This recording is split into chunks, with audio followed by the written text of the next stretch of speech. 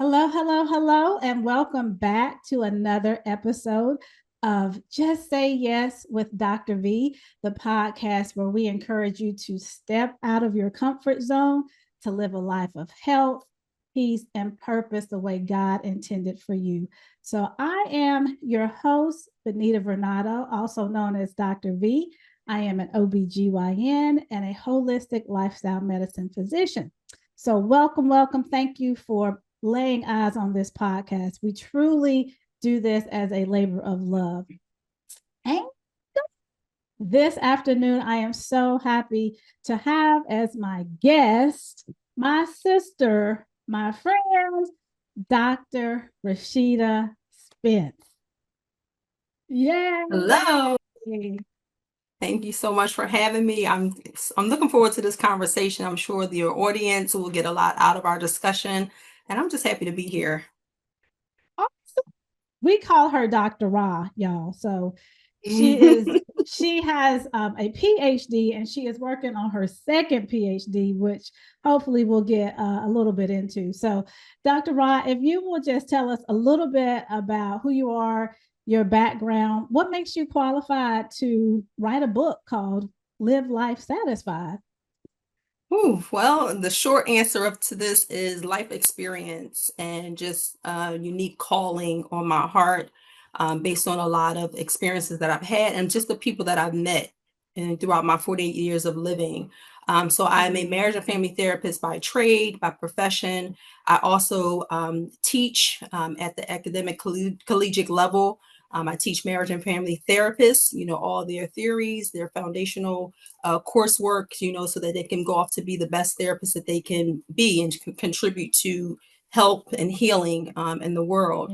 Yes. So what makes me qualified, not in addition to just having my PhD, which is an advanced degree after a master's degree, the field of study, the body of work around like human interaction, human evolution, how we process information, how our life experience lead to healthy behaviors or maladaptive behaviors.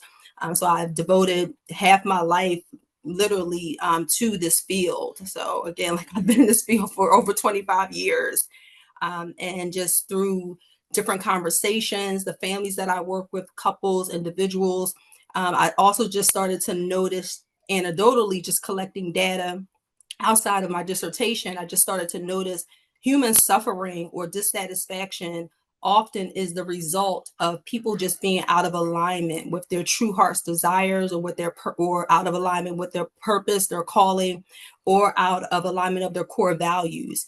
And so that resistance when you're interacting with something that's going against who you are as a person or going against your core values, that creates the suffering, that creates the depression, anxiety, Mm, all the things that we hear about when we see it mm, manifested in the world as mental illness or stress or anger or dissatisfaction. When we have right. that coworker that we can't get along with, it's the result of being out of alignment with what you truly want to do.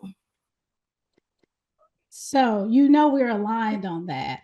We are Mm-hmm. aligned on that because yes, there is a level of health, peace, and purpose that we're supposed to be living with Right. that we're not because of all Mm-hmm. these other things. And so what you're saying is you and y'all, I'm actively going through this workbook as we speak. Yes. Live life Yes. satisfied. Yes. You're really kind of helping us do the work Mm-hmm. to I guess become more self-aware, to know who we are, to know what brings us joy, and then you're going to help us implement all of that. Tell me what it was like putting this book together, and who did you have in mind when you were writing this? So what was actually felt I felt inspired. I know a lot of the book is truly inspired writing, that I Mm-hmm. cannot, I can only say that it was inspired by God because even how quickly I was able to write it. I think I wrote the book within maybe 45 days, if I could be honest. Um, and then again, like I would get these downloads, and a lot of it, like I already had like a lot of writings, a lot of like progress notes again from working with my clients.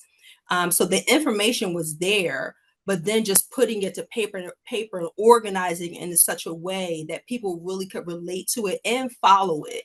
So I wanted to start with ourselves, like, okay, who are you at your core? What do you know about yourself? And I wanted to help people create, you should look at their life at a way of like, okay, let me literally study and be more curious about my experience, my existence, and then make meaning out of it, but meaning in a way that allows us to thrive instead of taking on the meaning that, okay, I am now handicapped by my experiences, or I can't do something because of my experiences. So I wanted to make the words tangible, like make it so that people didn't feel like it didn't relate to them. I really am hoping that people who are going through this workbook feel that, oh, this is applicable to me. I really can apply these things that I'm speaking about. I really can tune into like who I am as an authentic person and understand like what that means. What do I value? So that's really what I'm hoping to get across. That the book is for everyone that picks it up to read it. Because if you're reading it, that means you're ready. If you're reading it, that means you were called to, you were inspired to even purchase it. And so that's, so you're meant to have it. And I'm hoping that it definitely just helps people to grow and evolve in a meaningful way. So you said a lot. Mm-hmm. There are some people who their identity is suffering, their identity is struggle, Yeah. and they've taken that on. And if somehow this book comes across your psyche, so that means if you're watching right now, you know about this. This is for you. I love how in the beginning you really help us figure out who we are, the self-awareness, the self-concept, past experiences.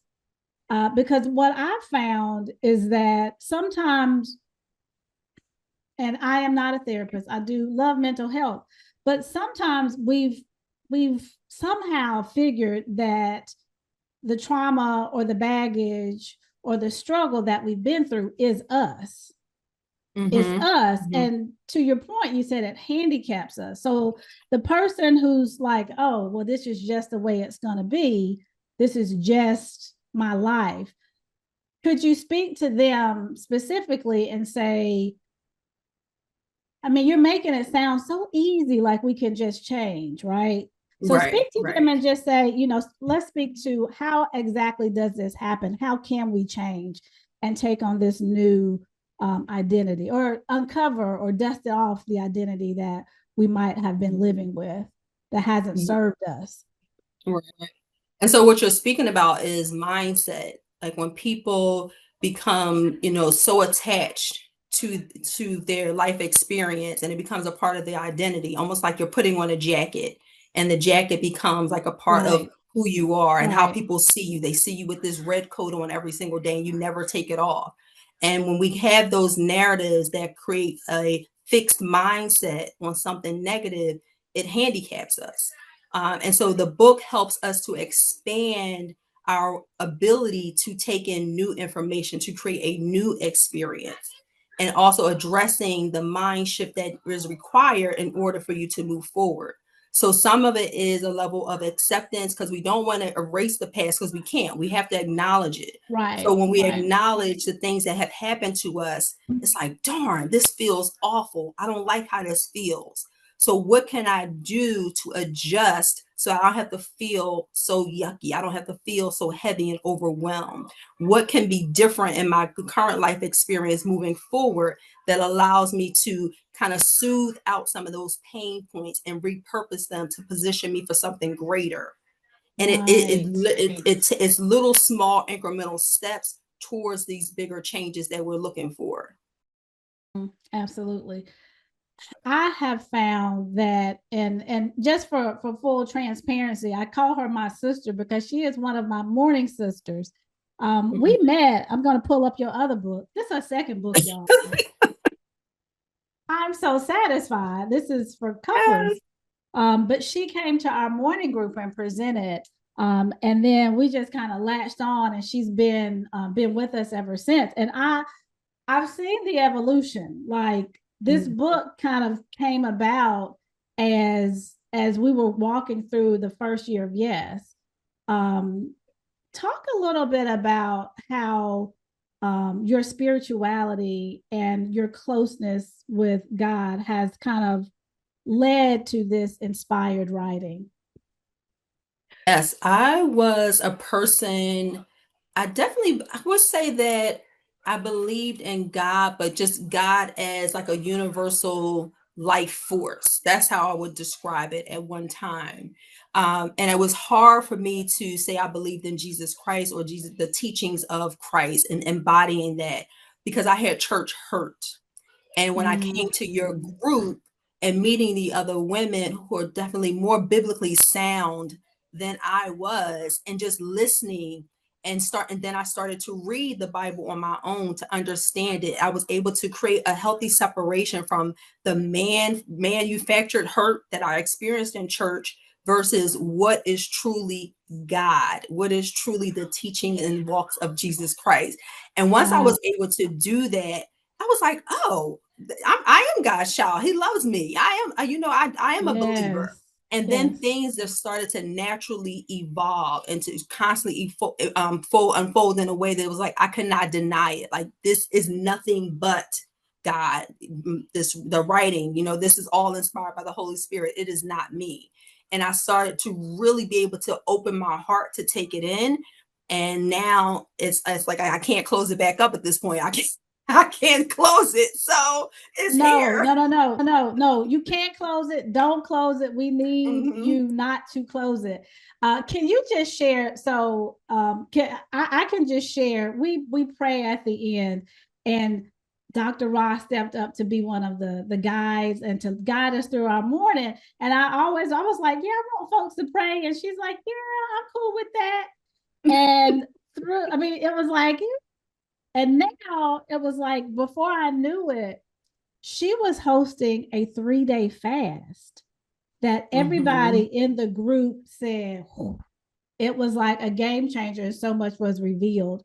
Um, and honestly, that's when I felt like I started seeing your light like evolve. Can you Mm-hmm. tell the group just briefly about how you walked into that fast and what you get from fasting? Yes, fasting, the spiritual fast that we did in the group, the 3-day fast, it helps to get you to focus on God, really get you to focus on truly understand like what it is that you need and what are the things you absolutely can live without. And it helps you to Mm, become more reliant on, okay, God is the ultimate source. He is the supplier. So nobody right. passed away during the fast. Nobody was dehydrated. We had all that we needed. We prayed and we asked for more guidance and more wisdom. And that portal was wide open because we weren't focused on food. We weren't focused on other distractions that have our attention from day Yes. to day. We really focused on, okay, God, what is it that you want me to know? What is it that you're calling me towards at this moment?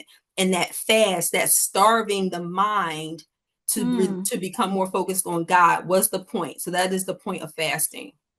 Right. So let's stay there for a second because the life that you're saying that we can have and that you're walking us to is often buried under some distractions or things where we don't Yeah. have our focus. Can you talk about some of the things that are keeping us from living life satisfied? Yeah. So some of the things that are keeping us from living life satisfied is our dependency on external Hold on, one validation. Dr. Rob, 1 second. I can't hear you as well. Can you There hear you me go. now? Mm-hmm. Okay. Okay, start So over. one of the main things that I would say is keeping us from living a satisfied life is our dependency on external validation. And so what I mean by that is Dr. B's face. What I mean by that is because, and again, we can bring a historical context as well, but because we have not been nurtured in a way to love ourselves unconditionally, or to have grace for our mistakes, to have grace for our shortcomings, and to know that we are still valuable, we are still lovable, we are still capable, because we don't have enough of the affirmations for self-love and peace and harmony and validation within self, we require it from other people. And then when we don't get it, it's like, oh no, I'm not enough. Please understand me more. Love me. We reach and we reach and we reach because it's not ingrained in us. We didn't give it to Wow. ourselves first. And sometimes our Wow. parents didn't nurture us enough because they didn't know. So this is how we Right. also get into like the generational traumas and all these things. But we have to really start to believe that you are worthy because you are worthy. Period. Yes, ma'am. Yes, ma'am. So one thing that keeps us is external validation. Give me another one. And the other thing is not being true to our core values, not being true to what we truly desire or what we need. We don't nurture our own needs, like our own self care. So I know for sure that I require peace. Like peace for me is a Mm, core value. Peace for me is non-negotiable. And so my home atmosphere reflects peace. It's often quiet in here. 99% of the time, it's quiet. My son, he's a reflection of me because I'm a very peaceful being. He's even here, he's here with his friend right now, but they're quietly playing with each other. He knows that I'm here like talking with you. So he is peaceful in his own way, but the home environment is peaceful. The colors in my office reflect peace mm, and calmness. It's mm-hmm. bright, it's inspiring. Downstairs, it's the same way as warm, neutral tones. So when you walk through the atmosphere of my home, it reflects peace because that's one of my core values. And I think if we also start to think about what do I value, what do I need to thrive, what do I need to be the best version of myself, and truly start to construct life to meet you in that space, we will be better for it. We will be better for it. So what I hear you saying is being intentional. Like you're Being very very intentional. intentional. It's you didn't Mm-hmm. put a certain colors up on your wall because you knew the environment that you were Right. trying to create.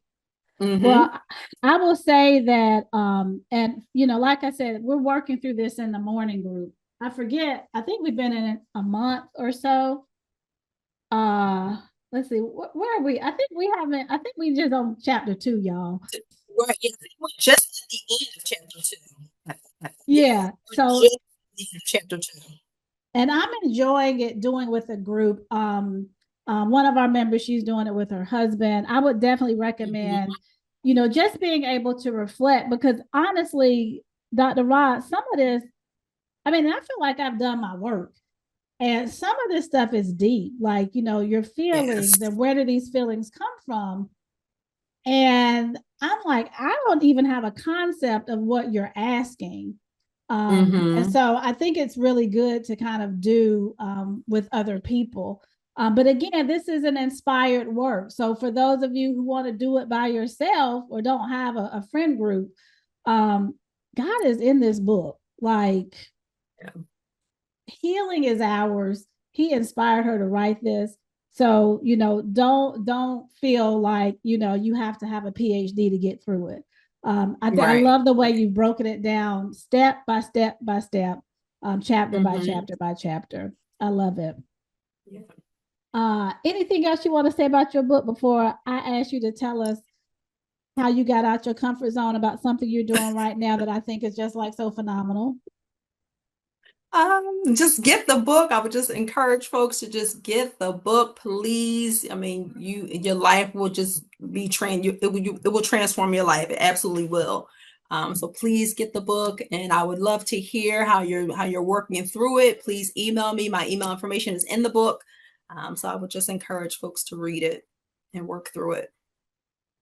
And so let me read the subtitle: an interactive workbook to live the life you love with greater self-awareness, purpose, and lasting joy. So, okay. And we're gonna this is like the last aspect of Dr. Rob because I am so inspired by it. Um, I told you all up top that she's getting her second PhD. But it came out of purpose.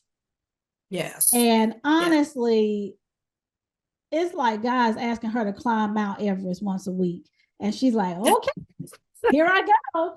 So just so this is we're supposed to what this podcast is for is to inspire you and to show you what's possible, what can be done. Talk to us a little bit about the purpose that led you to getting the second degree and the links at which you're going to get this second degree. It's amazing, y'all. Yes. Yes. So yes, I have a current PhD, which is a doctoral degree in marriage and family therapy. And so I've also been in private practice now for almost 10 years. And so I started to receive a lot of requests for, a second opinion on evaluations, particularly with Black women. And some of the requests from another therapist or another psychologist were asking me specifically about, do these symptoms make sense in context? And once I looked at the context, yes, the symptomology is relevant to what's currently happening for the individual person. However, it was not meeting the criteria for the DSM, the diagnostic code, the diagnostic manual for mental illness. And what some of the psychologists or therapists were leaving out of their assessment were the situational factors that were short term. They were not pervasive or long lasting. So I don't know how, and again, I don't, I'm not, I wasn't a part of that assessment process, but I just constantly had questions around the criteria in terms of the duration of the symptoms seemed to be missing. It was not in alignment. And so what I was feeling called to do was to also be able to create culturally relevant or culturally sound assessment tools, because I'm also very creative and I research things well. I can create programs well. I create a lot of assessments, which are also in the book, assessments that I created. And I do that naturally. It's just a gift that I have. And so I was like, I can create an assessment tool that can speak to situational stressors, but also would not be applicable to certain diagnoses because there's a gap there. Some of it, again, is grounded in culture that the DSM does not account for, but it has to. And so I'm like, I can be the person who can step into the space to close up this gap so that people are not being harmed. So hold on 1 second. So the DSM, whatever, 10, 12, 11, whatever it's on now, that's how Five, we I think. know DSM 5. Mhm. That's where we get our diagnoses and the criteria for Right. anxiety, depression, bipolar. And it's like the person has to have had it this long for this amount of time, and it has to look like dot dot dot dot dot. Right. But what you're saying is there's some people that life be life in, and it's Yes. not in a book, but it's causing Hmm. them a certain amount of distress. Absolutely. And Black women in particular, like what were some of the things that people were going through that were situational that they really couldn't, they were trying to put in the box, but really couldn't? So the response would appears to be like almost like a knee jerk response or something that's impulsive, but it's not impulsive. So let's go back to, because I want to put everybody on the same level playing field. So think about your response to when you got that notification that life was shutting down around March 6, 2020, right? So in if we conceptualize that, it almost appears as like within an instant we had to make a decision and we had to kind of just adapt and fall in line. Some people were able to adapt in a very easy, kind of normal way, quote unquote normal. They didn't have any distress around like the adaptations they had to make. Others, it really created a lot of stress and turmoil. Like, okay, I got to figure out what to do with these kids. I have to figure out what's happening with my income. There were a lot of moving Yeah. parts that people could not resolve instantaneously. There have been a lot of diagnosing that as a result of COVID that doesn't capture the reason why their symptoms of stress don't really fall in line with schizophrenia, bipolar disorder. So you may see an extreme personality shift, but if we take out the root cause, the situation, COVID, quick response that has to happen, if we don't capture that narrative, then you can think about all these other symptoms: erratic behavior, short temper, personality shifting, going up and down. It's like, but is it long lasting? Is it just because of this isolated incident? And then did we reassess to figure out how the person did adapt later on, maybe 3 months, 6 months down the line? And that was not happening. So that's a very, very clear example of some of the evaluations that I've been asked about. And then other evaluations that came this year, in response to like almost like racial trauma, where people are having these different experiences because of our administration kind of emboldening people to kind of show up with these racist ideologies. And women of color being in areas where they are the minority have experienced some racial trauma, as in microaggressions. Oh, asking about their hair, asking about how many children's fathers do they have, questions, leading to a lot of symptoms of stress. Right. And so that could possibly be symptoms that mimic PTSD, or is it racial trauma that is also creating anxiety? Because the fear of being in these environments brings up stress, brings up a sense of worry and concern. So we're not connecting all the dots. And then the woman is diagnosed with agoraphobia, fear of going outside. How? Like, what am I missing here? And so it's all these things, like we have so many missing pieces. And I don't know if it's intentional. I don't know if people are scared to talk about heavy things. Is it a lack of awareness? I don't know. So, going back to COVID, we do know there's something called weathering, like a term that came out of COVID is okay. We know that African Americans were doing worse with COVID and survival rates, and there are all these other things. But when you took everything out and compared apples to apples, we were still doing worse. When you took out, they have diabetes, or they have hypertension, or they have low socioeconomic status, we were still doing worse. And they came up with this term weathering, which is speaking to exactly what you're talking about, that there are some people that walk around with a certain level of stress, a certain level of preoccupation of their safety, that actually is kind of like the computer is running in the background. And this is chronic stress, but it's very subtle. But y'all know my thing is stress is not benign.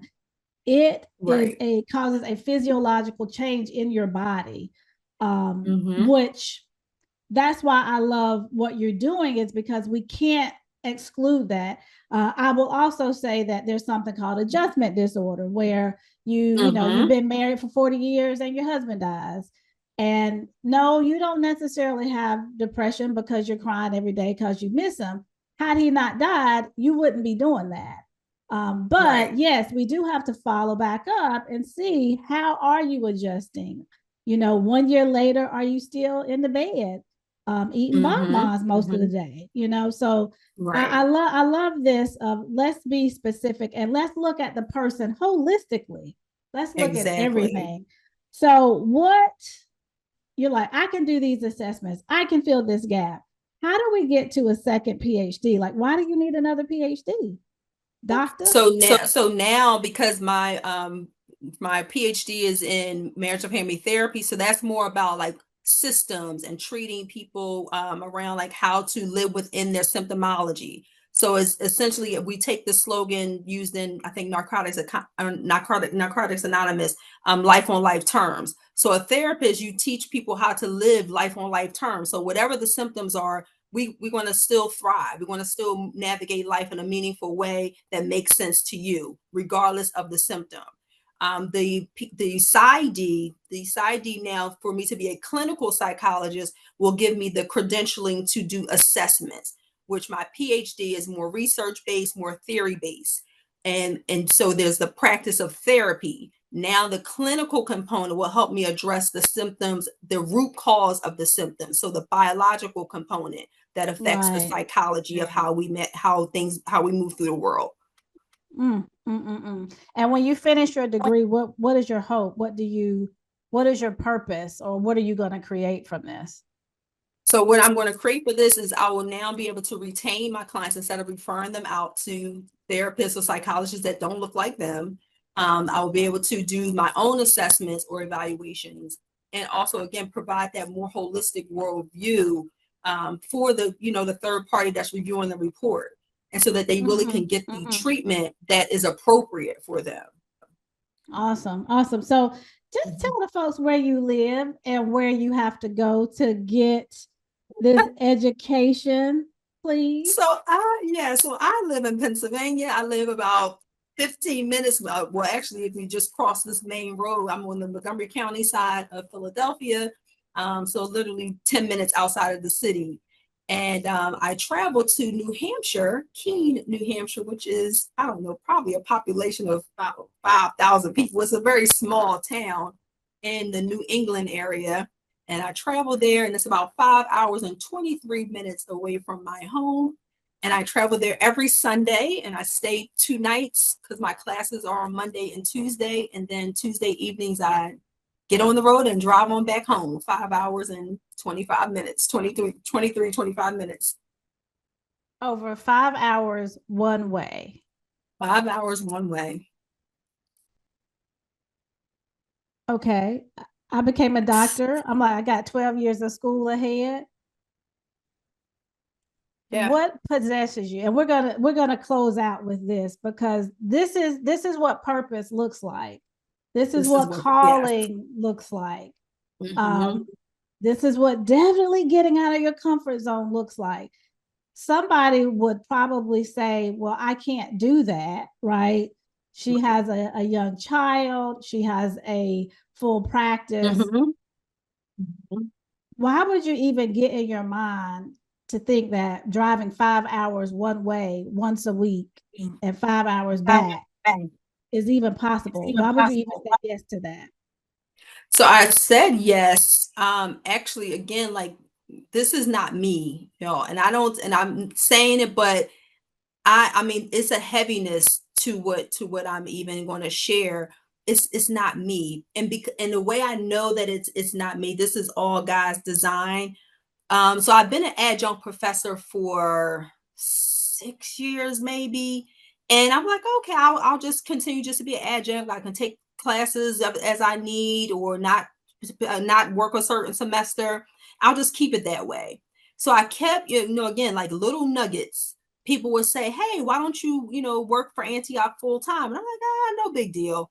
But then at the same time that those requests were coming in, or people just, reaching out to me, other professors saying, why don't you work full time?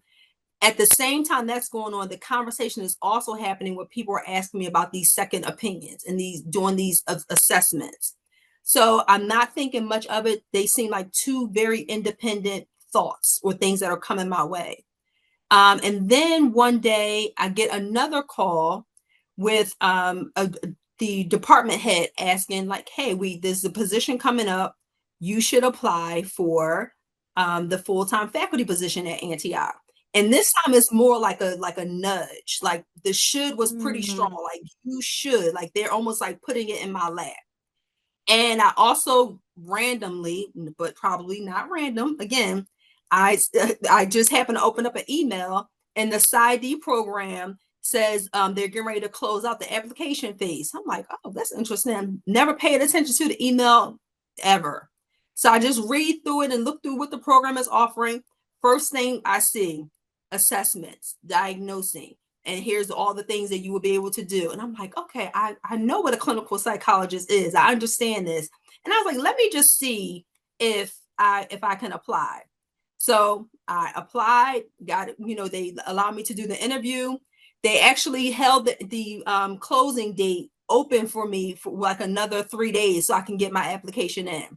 So I wrote out my, again, it's not me. I wrote out my full personal statement. It was 5 pages. The reason why I wanted to pursue a PhD, I think that was maybe like 2 pages or so. But again, like there was a lot of writing required that I got done within 3 days. So it's not me. It just Mm. words pouring out. Mm. So as that happened, I also I started to, so I also started looking through the benefits. I'm like, well, if I'm going to be a full-time professor at any, I'm like, what is the benefit of this? Because I can just continue to be an adjunct. I make the money. Okay, yeah, the money is fine. But I'm like, I can just do the adjunct. I look through the benefits. What's the first thing I see? You receive 50% off tuition.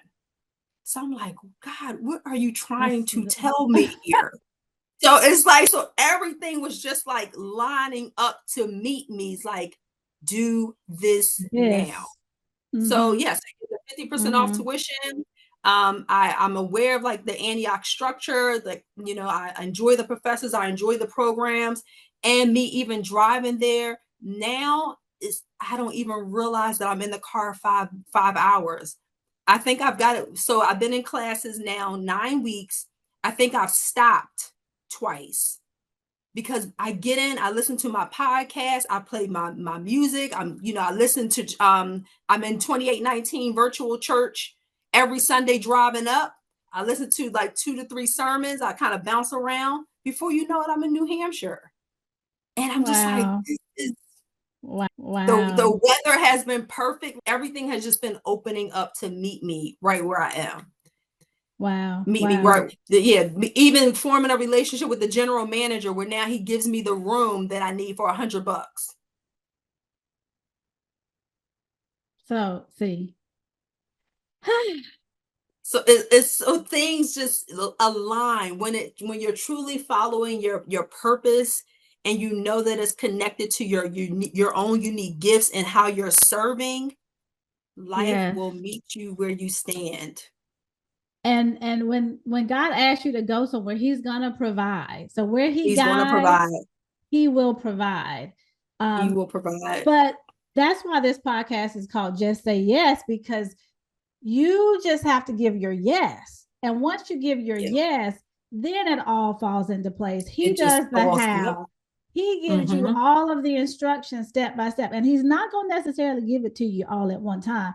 He's not going to be like, yeah, but you're going to have to drive 5 hours to New Hampshire. He didn't tell you that 2 or 3 years ago. So No. I love that story because, I think sometimes people, we have advanced degrees and we have businesses, and it's like, I am special, but you're special too. This is Mm-hmm. also the life that she's talking about. This is the life that she's Right. trying to get you to live as well. And she's living it. And that's, Mm-hmm. yes, Mm-hmm. she's got all of the qualifications, but she's walking this thing out and she's got the real hands-on experience. So I am just so proud of you, so proud to know Thank you. you. Thank you for the example. I am still just amazed, and I know that there's more to come. So right now we're going to close out, but please tell our listeners, our viewers, how they can get in touch with you. And guys, if you don't live in Pennsylvania, she cannot counsel you. I have already asked her, and she can't Right. do that part. So, all right, how can we get in touch with you? So yes, please reach out to me. I'm recently starting my own podcast on YouTube as well. So it's called I'm So Satisfied. So please look out for that. As well as you can follow me on social media at Dr. Ra at energyconnections.com. And I am also on Facebook at RashidaIngram.com. Spell spell Energy energy. Connections. Yes. So Energy Connections is spelled INNERGY. Energy Connections. Right, right. So you are I have collaborated with her on lots of things. So if you can't find her that way, find me and look through some of my posts and you will connect us. So thank you so Thank very much. you. So Thank very much. you. And you all, I know that if you're watching this, that you have received something that you were meant to get, that you are to live a satisfied life. So please go out and get her workbook and continue to plug in to Just Say Yes. We'll see you next time. All right. Take care. All right.